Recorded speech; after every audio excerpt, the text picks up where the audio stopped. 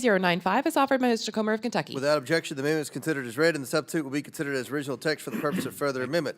I now recognize the sponsor of the bill, who's worked very diligently on this, Representative Boebert from Colorado, for 5 minutes. Thank you very much, Mr. Chairman. This bill means a lot to me and at least 65 other communities that are listed on my bill that we recognize. And this started in a little town in West Cliff, Colorado. I represented West Cliff, Colorado in the county of Custer in my first term. And one of the very first issues that I learned about there was their unique zip code denial. And it is something that I have promised that city, that community, that I would continue working on until I saw a resolve. Now, while I continued working for the town of West Cliff in Custer County, Colorado, I learned that this is an issue that we see all over the nation. And sorry, West Cliff is the neighboring city, so Silver Cliff that got me started on this.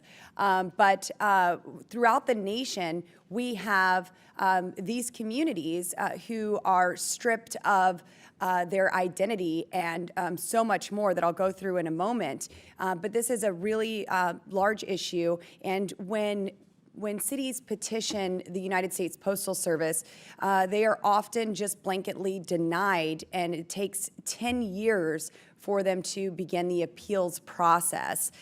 So I do want to rise today in support of my bill, H.R. 3095, to direct the United States Postal Service to designate single unique zip codes for certain communities and for other purposes. This common sense bipartisan bill directs the United States Postal Service to assign single unique zip codes to specific communities across the nation, including 15 from my home state of Colorado.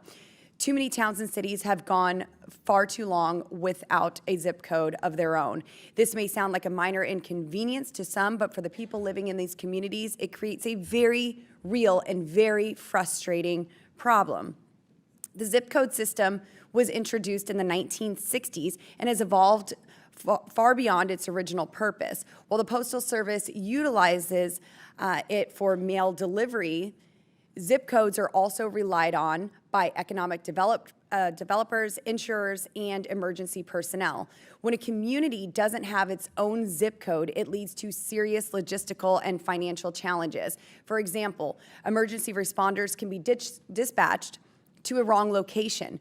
Businesses suffer from lost deliveries, residents are overcharged for insurance, and local governments miss out on critical sales tax revenues that instead get sent to neighboring jurisdictions.